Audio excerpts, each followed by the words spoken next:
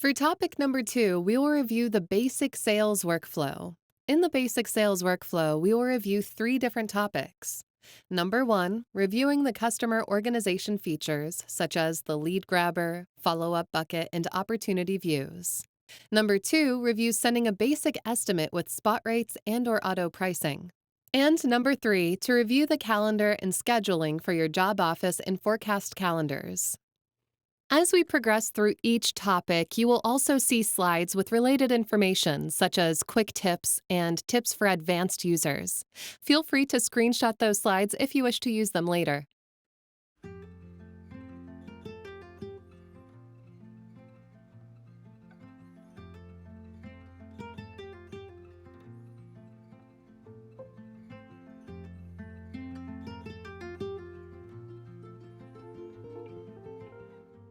First, we'll begin with the lead grabber in the top left-hand corner. The icon looks like a funnel. Click on the funnel. Leads will come into your lead grabber from either the third-party, lead grabber integration, or your visual estimator.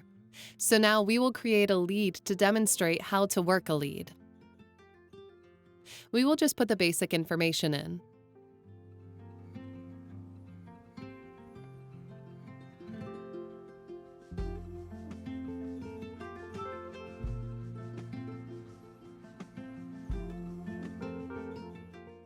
Once you have a lead, the secret to working the leads is to click on the small green triangle on the left-hand side. Once you expand the menu here, now you have the tools to work the lead. You can mark the lead as a bogus lead. This will come in handy if you're buying leads from a third party, and if they send you a lead that has the wrong phone number or email, then you can mark it as bogus.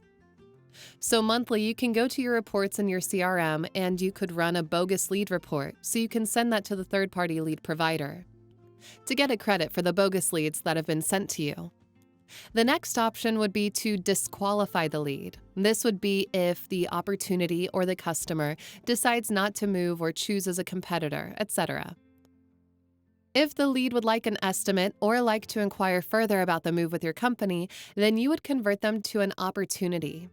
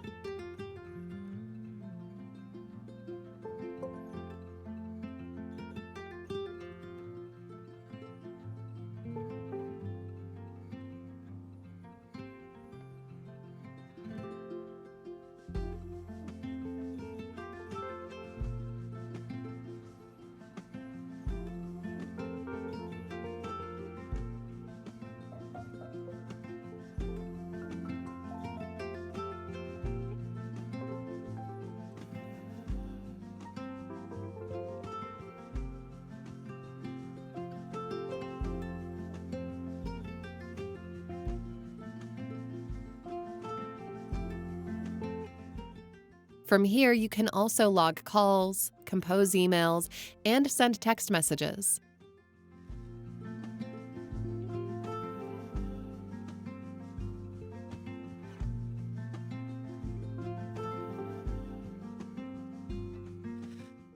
Scrolling down, you'll get an overview of the communication that has taken place so far with this lead.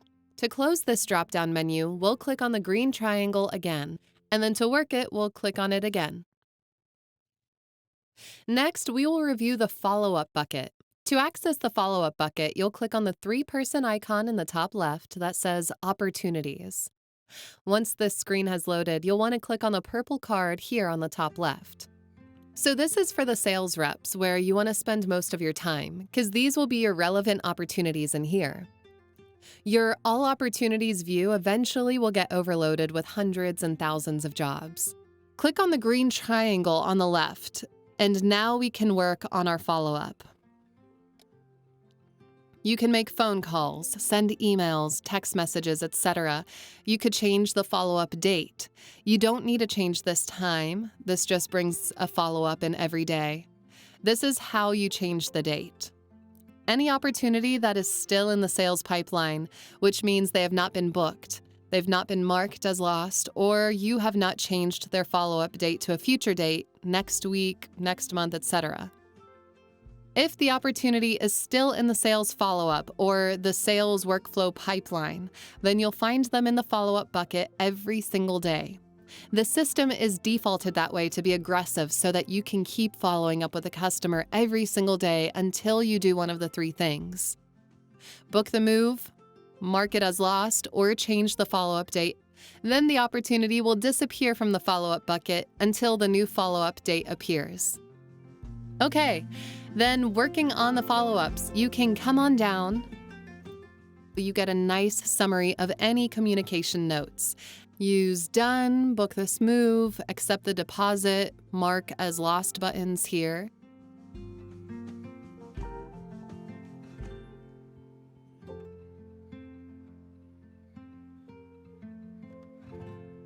Next topic will be how to use the opportunities, view, and the CRM. Once you click on the three-person icon with opportunities, you'll see you have multiple different colored cards down below. These are all different filters for the opportunities. As you can see, the orange filter is going to be all opportunities. So that'll be even if you booked, lost, or rescheduled to move, they're all going to show up here. The follow-up bucket will only have opportunities that are still in the sales pipeline.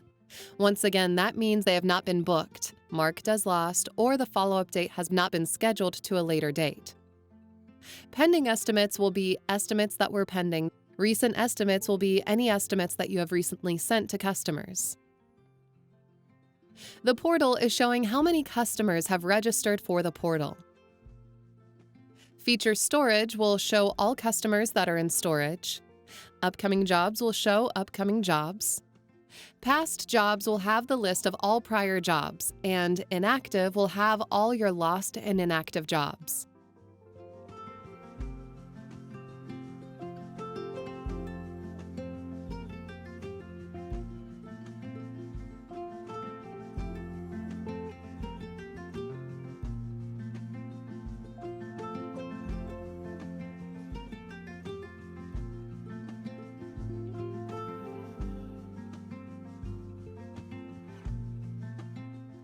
Next, for topic number 2, basic sales workflow, we will dive into section 2, how to create an opportunity and send an estimate with spot rates and auto pricing. First, we must clarify that there's 2 ways to work on an opportunity. One is to create the new opportunity from the quick add to add opportunity. And number 2 is to work on a pre-existing opportunity by coming to the All Opportunities screen here.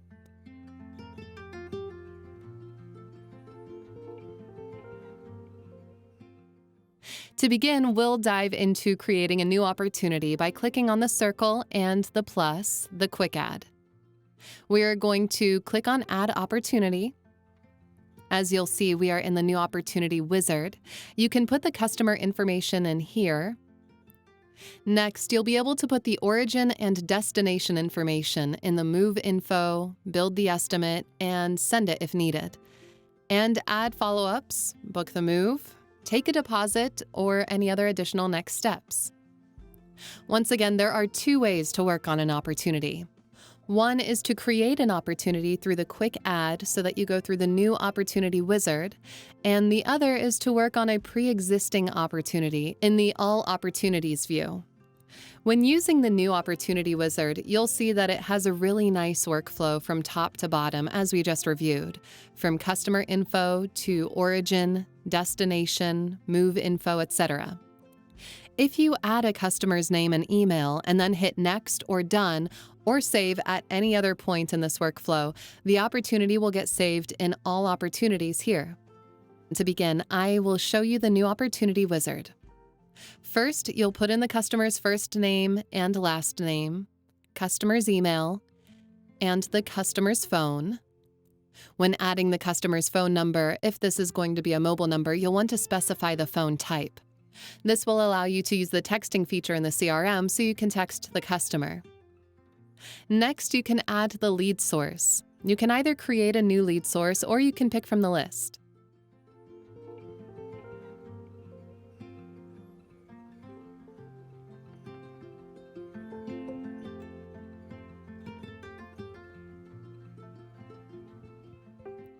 Next, you can select the move date. If it is a single day move, you'll click on the line below, Move Date, select the date, and hit OK. If it is a multi-day move, you'll want to click on the red circle and plus, and now you can add multiple days. A tip when doing a multi-day is to separate each day. Don't merge all the days. For example, if you have a move from October 6th to the 8th, then what you'd want to do is you'd want to set up, instead of doing the 6th to 8th up here, you would do the 6th to the 6th, the 7th to the 7th, the 8th to the 8th. Even if the job activities were the same, you do want to break them up day by day. So when you get to the operations and dispatching features in the CRM, you'll be able to better organize and manage your resources per day. For example, if you have 3 days of packing, we'll select packing here. A tip is that these job activities, this list, can be fully customized in your settings.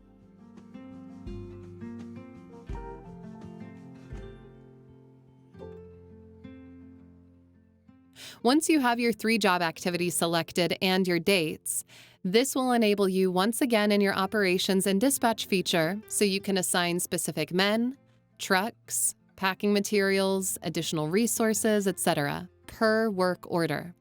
So you'll have a work order for the 6th, the 7th, and the 8th.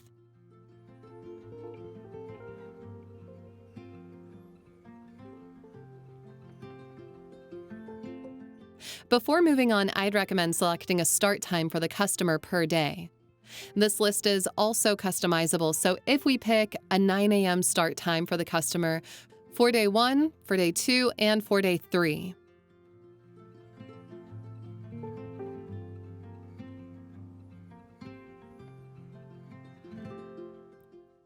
The next is to pick what kind of shift this job is for.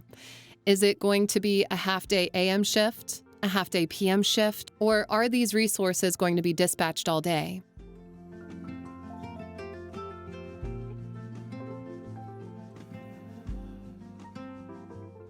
For this example, I'll keep it simple. I'm going to delete day 2 and 3. Last but not least, we will pick a reporting time. Reporting time will inform your team when they need to report to the shop to get ready to do the job. Next, moving on, if you need to add any additional information for your lead source, you can do so here. If you want to make any comments for the customer to be able to review, you could add them here. If you have any internal notes for you and the team to see that the customer will not see, you'll add them here. Now we'll move on to the Origin and Destination tab. And now we will put in a local origin address. When adding an address, even if it's just a zip code, a state, a city, you want to start at the top. So the Powered by Google feature will come into play. Once you see your address, you'll select it. Give the CRM a second so it can preload the fields. Next, for destination, once again, use a Powered by Google address. If you need to add additional information for this location, you'll click on the Location Info button below. As you'll see, you'll have one for the origin and for the destination. From here, we can choose the sequence of our stops. We can use the Google Map integration, the satellite view. You could zoom in. You can take screenshots. You can add the screenshots to the job. So when you dispatch your team, they can have those additional details. For example, some customers in big cities may want to show the team how to get to a building by going through the back alley. You can also use the yellow man to drag and drop to give you additional information on this address. Maybe you're looking out front just to see if there's parking in the front of this building. Are there fire lanes out in the front of this building? Also, maybe to collect additional information, whether there's stairs to the building. So just using the Google Map integration to gather more information on the origin and destination. Next, you can come down. You can put your cross street in if needed. You can note the type of location.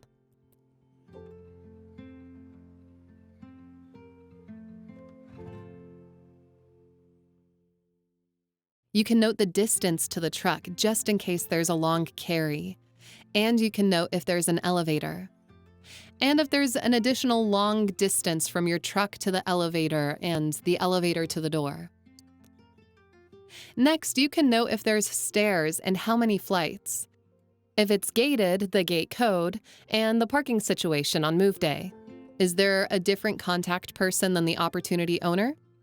Maybe the brother, the mother, the son is going to be at the origin or destination. If so, then you can put that contact person's name here, their phone number, and any necessary notes. Now we'll hit save. You can take the same notes and location info under the destination if needed. If you have a third stop, another residence, a storage unit that you need to do a pickup at, then you can always add these additional stops here and here. When you click on Add Stop once again, you're going to put your Google address in here, wait till it populates, come down, and make the necessary notes here.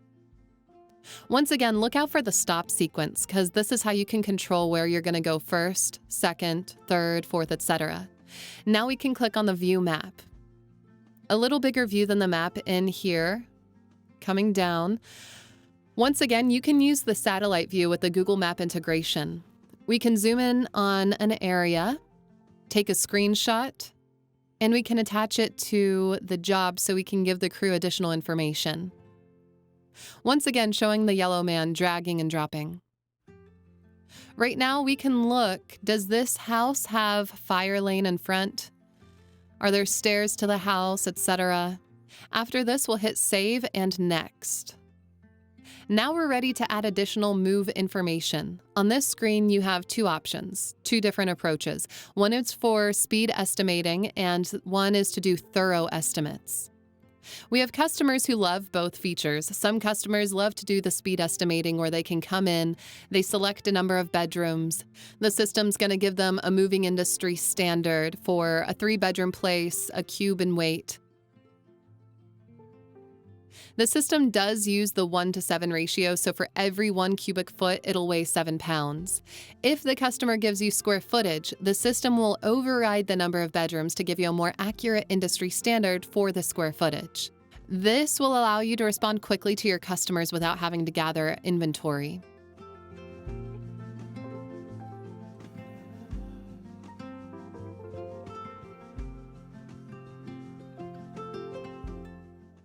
If you'd like to do a thorough estimate, then you remove the options up here and start with adding the inventory. If you're doing storage, you would want to make sure to check this checkbox right here. Moving on to add that thorough inventory, we're going to click on the green inventory button here. You have 3 options. The option on the left will be the graphical view. This is the view that you typically will want to use to interface the customer with. So this will either be on your visual estimator on your website, or this will be included in the link that you send to your customer if you want to invite them to begin adding their inventory. When you send the graphical view, it's going to show the customer a list of rooms and the most commonly found items in that room. We'll begin to add some items. We go to Kitchen, Add Additional Items. The next view is the text view. This is actually the view that we recommend for you and your team to use in the office. It's definitely more robust and a lot easier to navigate and has a higher ability to search items. So in the text view, you'll have the ability to search items. From here, you have filters on the right-hand side. When searching, we recommend to search all items. When you do a search, keep it simple. If you're looking for the California king-size bed, just type in bed. Note we have a scroll bar here now, and you can scroll down. Find that king cow bed and add the bed. If you're looking for a table, just type in table. Come down, find that patio table, conference table, dining, large, etc. If you're looking for grandma's rocking chair, once again, keep it simple. Type in chair, come down and look for the rocker. Here we go. Side note, People use different words to describe different items. Some people call it a couch, a sofa. So when you're exploring items, definitely try to use the most common names found. You can also edit or customize any item in the system. So if you and your company use certain wording, then you can adjust the system to accommodate that.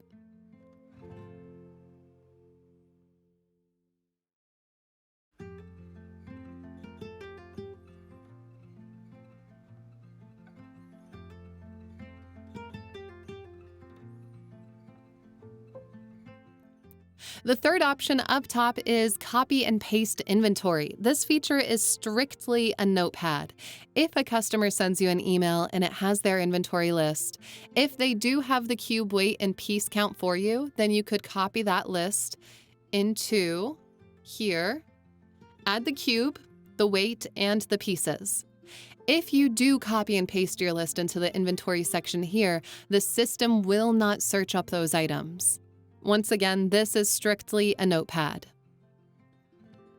Coming back to the text view, the most commonly used view for companies. Once again, you've got your filters here. We've reviewed how to search, how to use the All Items filter. If you'd like to use the Rooms filter, you'd click on Rooms. This will show all the items that are most commonly found in a room. So to begin our inventory, if we scroll down a little bit, we can see we already have 2 tabs going. We added items in the living room and in the kitchen. So the list is building below, but before we move on, we're going to come up and select a bedroom here. We've got our rooms filter, and we're just going to start adding items.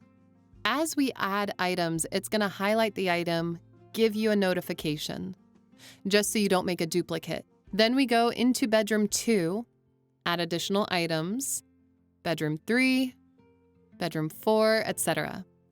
The PBO filter, this will be packed by owner items. To highlight, we have our cartons in here. There's PBO cartons packed by owner. The system's going to assume that the customer is buying the packing material elsewhere, so the CRM will only charge the customer for the weight in the cube for the item, not the packing material. If you come to CP, carrier packed, then the system will assume to charge the customer for the cube, the weight, and the packing material. If you pick the CP items, you'll see that the CP packing materials will automatically carry over to the estimate. So the sales rep doesn't have to remember to add those items. And once the job is booked, it'll move on to dispatching for your operations team. So once again, sales doesn't have to remember to remind the team to bring those packing materials. If you cannot find an item in the system, we recommend creating a new one. Before I move on to create a new item, the last filter up above is categories. These categories can be fully customized. As you can see, we have a list of chairs, exercise, equipment, offices, patios, etc. Now, moving on, how to create a new item. You'd click on the orange rectangle here, type in the name. You don't have to worry about the units per truck. For now, you just want to put in the volume or the weight. What we recommend is the Google volume or weight so you can keep the system accurate. When you do, you may discover that the item may have multiple sizes. If so, then you could make a side note of trampoline, large, medium, small, etc. Once you look up the weight or the volume, all you need is 1. Or the system will use the 1:7 ratio. So if we put 100 pounds in, the system's going to autofill the cube for us. If you put the cube in, the system will automatically fill the weight in for us. If you come across this item frequently, you'll want to check the checkbox here next to save the item permanently so you don't have to recreate the item in the future. If this is a one-off item, then you don't need to check this box. You can create the item specifically for this job, and it will not be there in the future. Side note and a tip: when adding a new item permanently, if you only put it in bedroom 4, then in the future, when you go to search that item, it will only be in bedroom 4. If you want to put this item in every single room, what we recommend is to create what we call a fake dummy job so that you can come in, create the new item, and then select all the bedrooms so that when you save the item in the future, you'll be able to find that item in every bedroom. The reason you want to do that with a fake or kind of dummy job is that if we do it on a real one and I add this item to all these bedrooms, then it's actually going to add the item to every room for this inventory. So that item would go in every single room, which would throw off the inventory. So once again, if you want to create an item and be able to select it in every bedroom in the future, you'd want to create a fake job and then save this item permanently. Select all the rooms, hit save, and then for all future jobs, that'll work. If you're in a real job, you only want to select the bedroom that it's going to go into, so you don't add multiple items in additional rooms. Next, we will hit close, or you can hit save if you're going to save that item. Now we're scrolling down. As you can see, for every room, we have a new card. Here, here, and here. You can edit the name of each room or card. So we could click on the orange pencil. Maybe it's game room, parents' room, etc. If you change the name of the room, it will only do it for this job. It will not permanently change it in the CRM. If you want to see the total count of the whole move, cube weight, and items, then you'd click on the All Groups. If you want to see it by room, you'd click on each room and it'll show you the list. How the table beneath here works is we have a nice feature with the shipping and excluded column. So if the customer lets you know that they do not want you to take the large rug, then you can minus it in shipping and you can add it to excluded. What this will do is it'll remove the cubic feet and the weight from the estimate, so the customer does not get charged to move this item. But it's also going to make a list of excluded items to keep both the customer and your team with integrity. This will help, so if the customer during the move tries to tell your team, hey, we want you to move this rug, your team can check their list and see, were they charged to move that rug or was that item excluded? Once again, keep the customer and the team honest. If you need to customize any weights, say the customer sends you an email and they tell you exactly how much this coffee table weighs. Well, a common thing in Movegistics is you can customize and override at any point in the system. So we could just come over. If they told us it was 30 cubic feet, then we can type it in and add it. If we want to trash an item, we would use the red trash can here. When building an estimate, we recommend to hit save periodically. The system is not going to automatically save the inventory for you. So once again, click save periodically, especially on big inventories. Do it room to room, and then when you're all done, you can click save and close.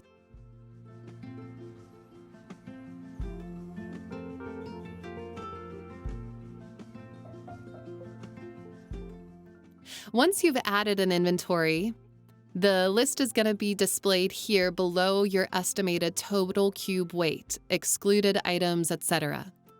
If you need to download the inventory, you can click on download here.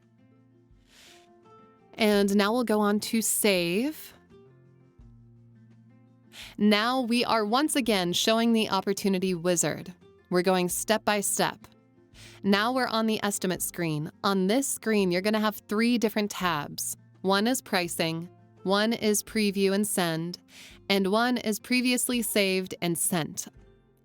We will be able to build our estimate here. Save and send it. Once we save the estimate, then we'll build or preview it. Give it one final review before we send it. Once we send it, the system will save all saved and sent estimates here. And if need be, you can send multiple estimates. So once you send the estimate, you can always come back to pricing, make adjustments, save, and send again. For example, if a customer wants to see with packing, without packing, we will come back to this screen. I'll show you how to work this in the new opportunities view. The screen will look the same. It'll just be a little bit of a different layout. So we will hit save. It's going to take us to preview and send here.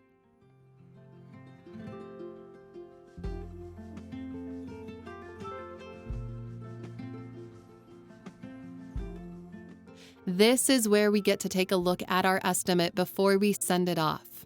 Your logo will auto appear. Your information will autofill here, customers' information, etc. Coming down, we can see the charges. We can see the CP cartons have come in. The customer will have an option to pick a valuation.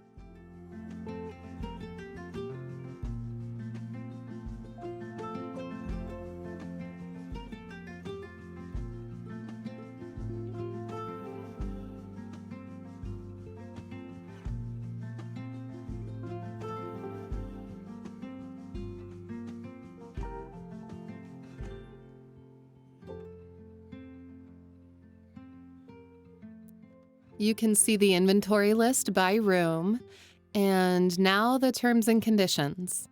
And as we reviewed the basic settings earlier, the number one focus point for you and your team to go live as soon as possible will be to edit this template. You want to make sure your first template has the proper terms and conditions so you feel comfortable and confident sending your estimates out to your customers.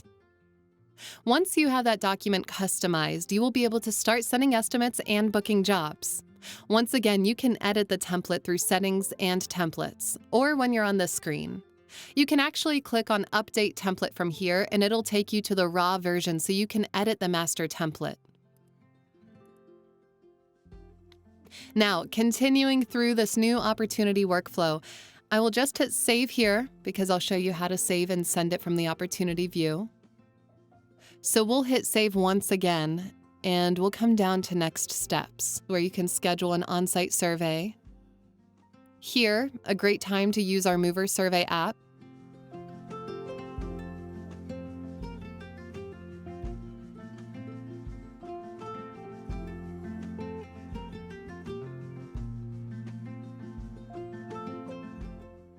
You can take a deposit, book the move, access our call scripts, add notes, or assign the task. Now we'll hit Done here to show you the view that you will most commonly be working on the Opporrtunity. It looks like this. To get to this view, you're going to click on Opportunities, and as you can see now, we have all opportunities here. We have follow-ups here, your additional views here. Once again, click on the RLE number to dive in. Now, just to clarify, this view has the same information as the Quick Add Opporrtunity Wizard. As you'll see, you'll have your summary here, your customer information here. You can edit with the pencil. You have your sales info, your move info, which has your inventory, and you could update the inventory from here. Add a new inventory, adjust the move schedule, change the job activity, the work order, start date, end dates, customer start time, reporting time for the team. Is this a half-day shift or an all-day shift? Any payments that have been recorded will show up here. Any payments taken can be done so here. If you need to edit the origin or destination, you can do so here. View the map from here, and you'll see the booking progress down below. The main change is the estimate screen, which is now on the right of Summary.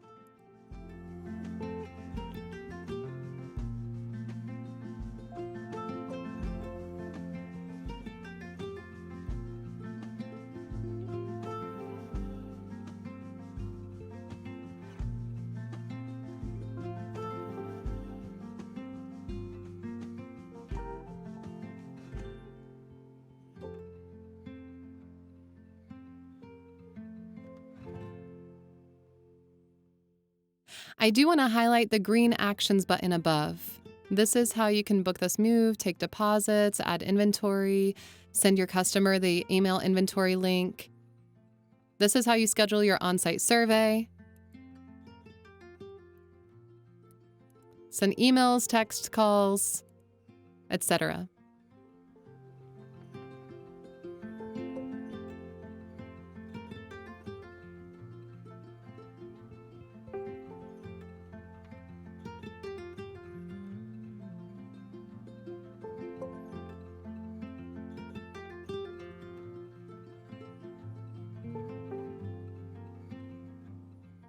Going back to the Estimate tab, once again, you have the pricing, the preview and send, the previously saved and sent.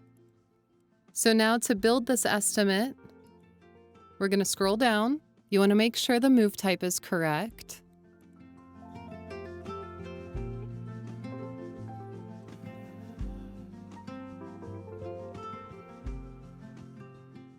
We want to make sure there's a survey attached, if one was taken.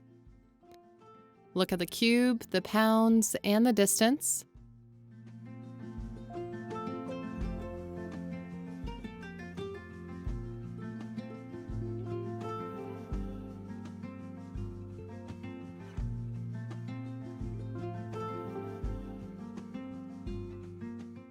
If everything's correct, we'll scroll down to edit any charges.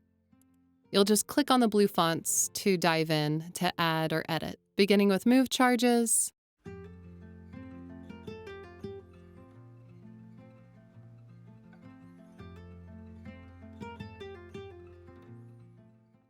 The system's starting off on auto pricing. We'll choose spot rates first. Spot rates is the easiest way to dive into the CRM.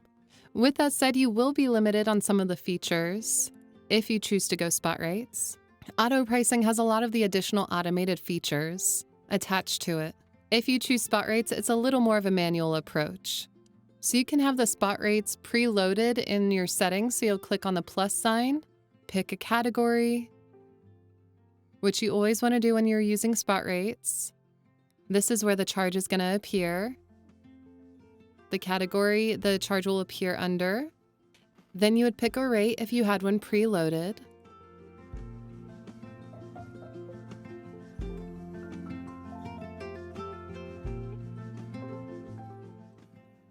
And creating rates is really easy. If you want to learn more about creating spot rates, then please see the How to Create a Spot Rates training video. If you don't want to create a spot rate and you want to use the system on the fly, then come in for your description and you can put the move charges in here. 1 truck and 3 men, any description you want. The easiest unit to work with in the system is going to be each. If you want to learn more about spot rates and the units to use, once again, see the How to Create Spot Rates training video. But for the most simple approach to use a spot rate, you can just do it manually from here. Pick your unit each. Then you have an option to do 4 hours at $100 per hour, or maybe it's a flat rate, 1 unit at $400 for the job. However you'd like to break it down, that's a simple review of how the spot rates work. You can add additional spot rates if needed, etc.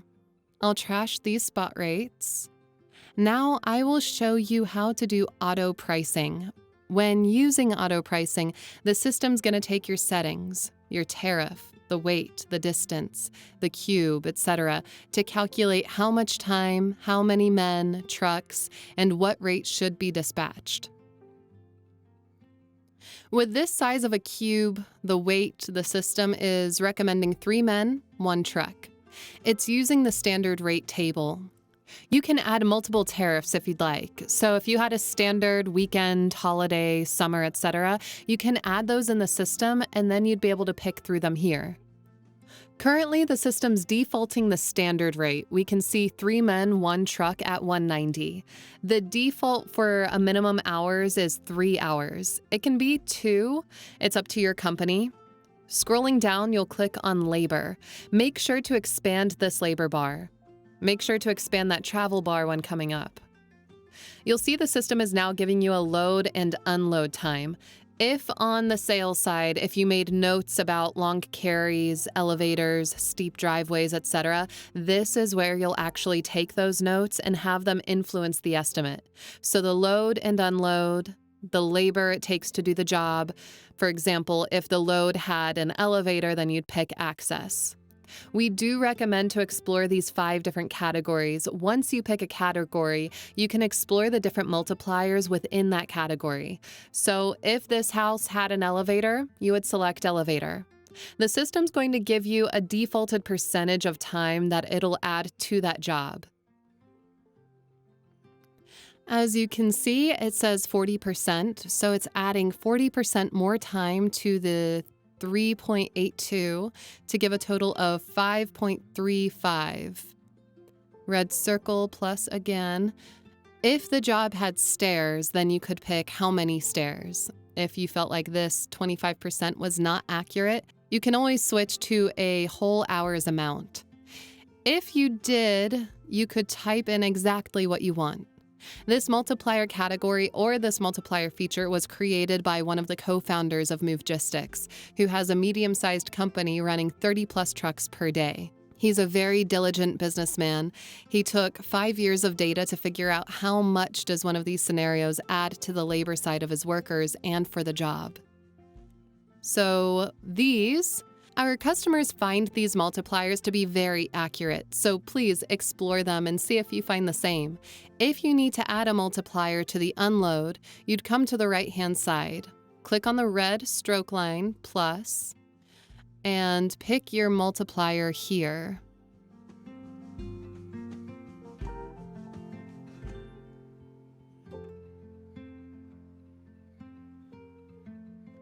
If you scroll down, say this elevator has added additional time, and we can see now that the job is going to take over 8 hours. And if you don't want to have to pay overtime at this moment, you could scroll up and you could add additional men. So if you put 4 men in your tier, you have that rate in the system, it'll auto bring it in for you.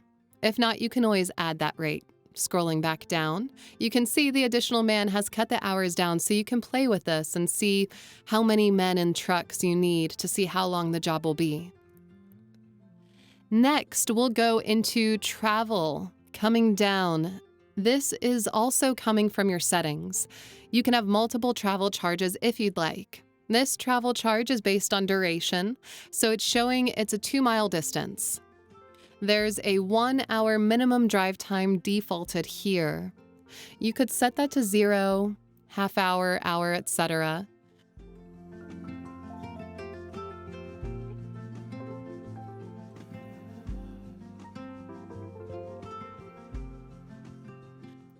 So it's going to bill them at the rate of the $2.50 that I have above.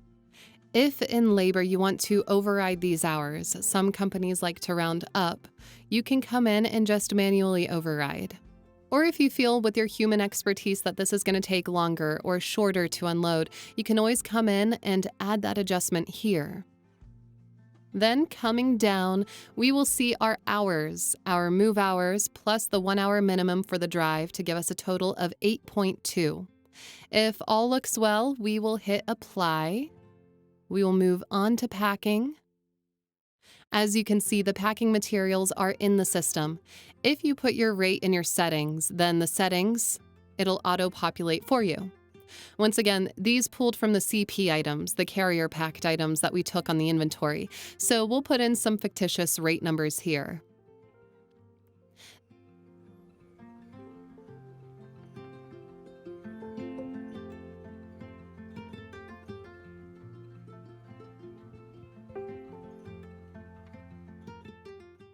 If the item is not taxable, you can uncheck it here.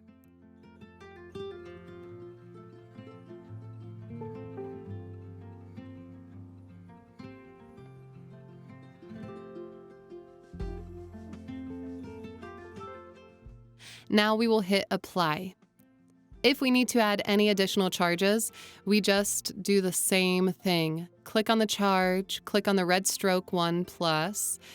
Common section is additional services. Same thing, red circle and plus, pick your category. Maybe it's additional services. If you have your rate in here, you can select it. If not, once again, you can type it in.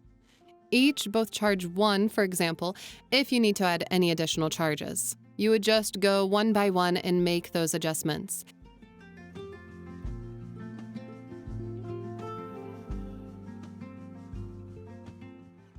You can do line item discounts here. You can choose your discount type by here, and you can do bottom line discounts below. You also have a credit card convenience fee. This is in your default settings. If you want to get rid of this, you can always deduct it. Take it away from your settings. Go from percentage to a whole dollar amount if needed.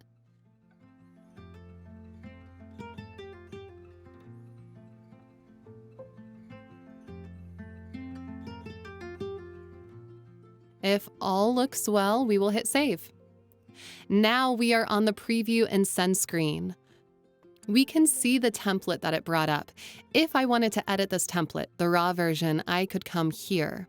If not, we will scroll down, take a look at this template as we already reviewed this earlier. We'll say all looks good and we're gonna send. If we wanted to send multiple estimates, now we could come back to pricing. We could say additional services, add packing, labor, we'll create our own unit each. The team will be out there for roughly 4 hours at $2.15 each. We go ahead, apply. We'll scroll down. We can hit save again.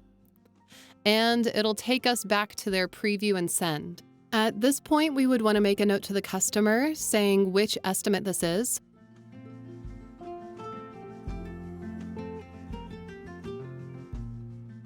Coming down, we're gonna send. And now when we go to a previously saved and sent, we can see one sent here, another sent here. With packing labor, we have 2 different amounts, and now the customer has this in their inbox.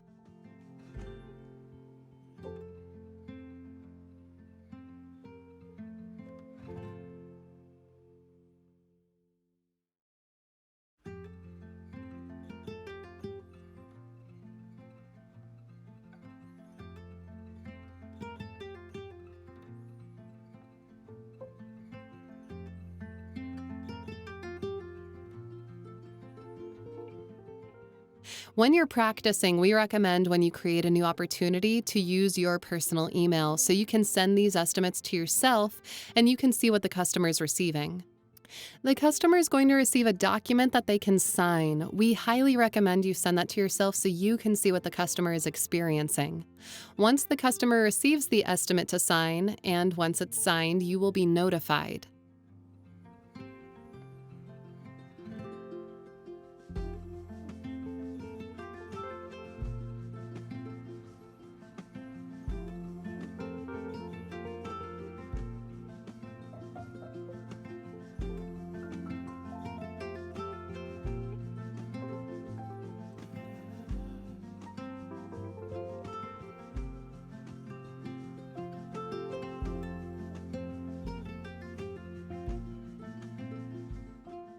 The quote stage will change from sent to viewed once they view the estimate, and then it'll change to signed once they've signed it. That'll be registered here under Estimate, Previously Saved and Sent, and under your activity log here. So you come down, it will timestamp. Here's your estimates here, quote stages, and it'll timestamp the sent, viewed, and signed down below here.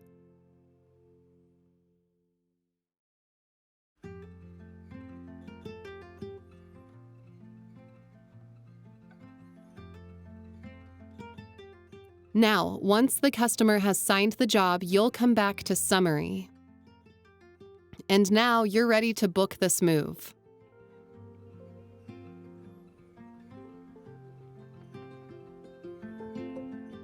Opportunity to update job activities, start dates, start times. You don't have to worry about the earliest date, latest date yet. Shift and reporting time. If everything looks good, we'll hit book to confirm.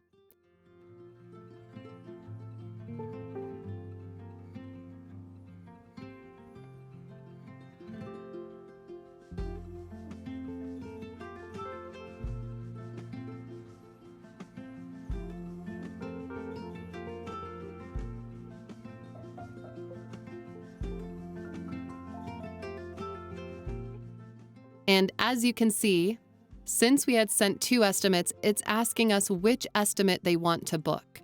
We would look for the status of which one they signed. If they signed this one, we'll select it and we'll hit booked.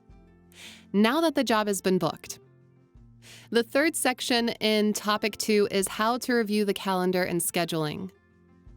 To access your calendar, you'll click on the calendar icon above the calendar.